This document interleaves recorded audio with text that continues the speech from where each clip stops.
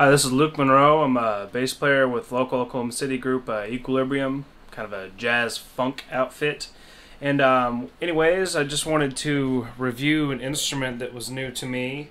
This is a 5-string electric upright bass made by a company called BSX out of Pennsylvania. And this instrument I picked up because I was a little frustrated with using an acoustic upright.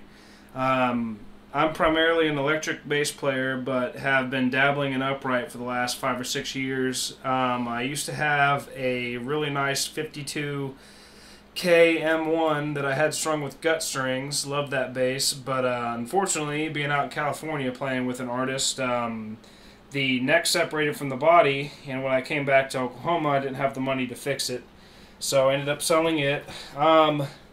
Flash forward to earlier this year, I was taking an acoustic bass to a gig, and I slipped on the ice when we were having an ice storm here in Oklahoma, and broke the neck off of that bass. So, needless to say, that's some of the problems I have with the upright being cumbersome, if beautiful sounding instrument.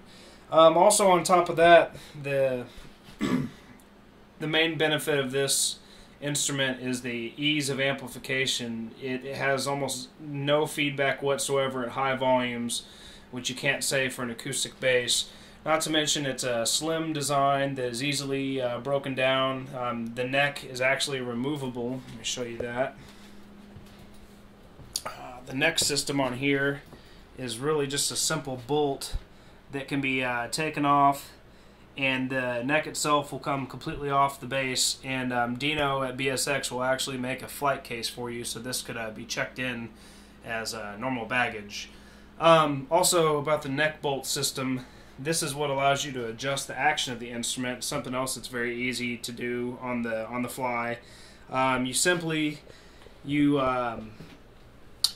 You are supplied with a little hex tool that goes in this hole right here, and I believe, let's see, if you tighten this bolt, that will bring the neck angle back so that the strings are closer to the fretboard, and then you loosen it and then tighten the subsequent knob right here. That'll actually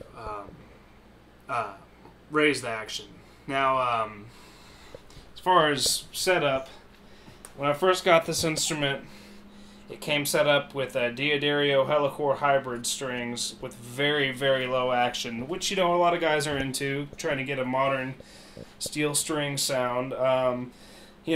Benefits of low action, obviously, is you can play very quickly, and, you get a certain amount of growl to the sound. Not something I'm very much into. I like more of the Paul Chambers, old school kind of gut sound. And, on top of that, the Helicore strings, which I received with the bass, the B string on it was, to me, a little bit unusable. It's very floppy design.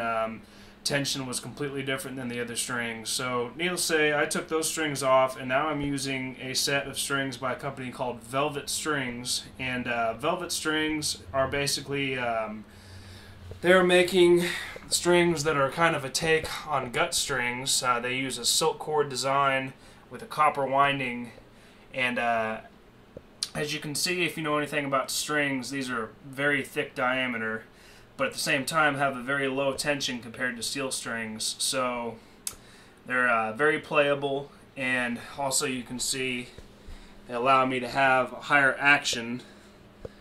And I feel that using these type of hybrid strings and raising the action on this instrument are what make it sound more like an actual acoustic upright than the typical description of electric uprights, which are that they are basically just giant fretless electric basses.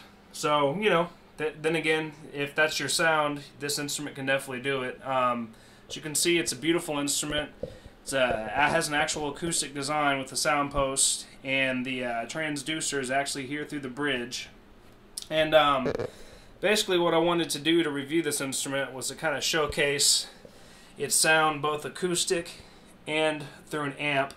And just so you know my methodology on that, I'm using a Zoom Q3 recorder, and obviously the Velvet strings, I'll be going through monster cables into my upright / small electric rig, which is a Markbass LMII. Wonderful little head. I've got it set virtually flat. Well, actually completely flat. And that's going through an Accugroove Tri112L, which is a unique cabinet design that has a 12-inch speaker, an 8-inch speaker, and then 2 high-frequency horns instead of tweeters. So once again, this is a very great rig for showcasing this instrument. Relatively flat, but for starters, let me go ahead and set this recorder up fairly close to the instrument so you can hear the natural acoustic sound that this thing produces.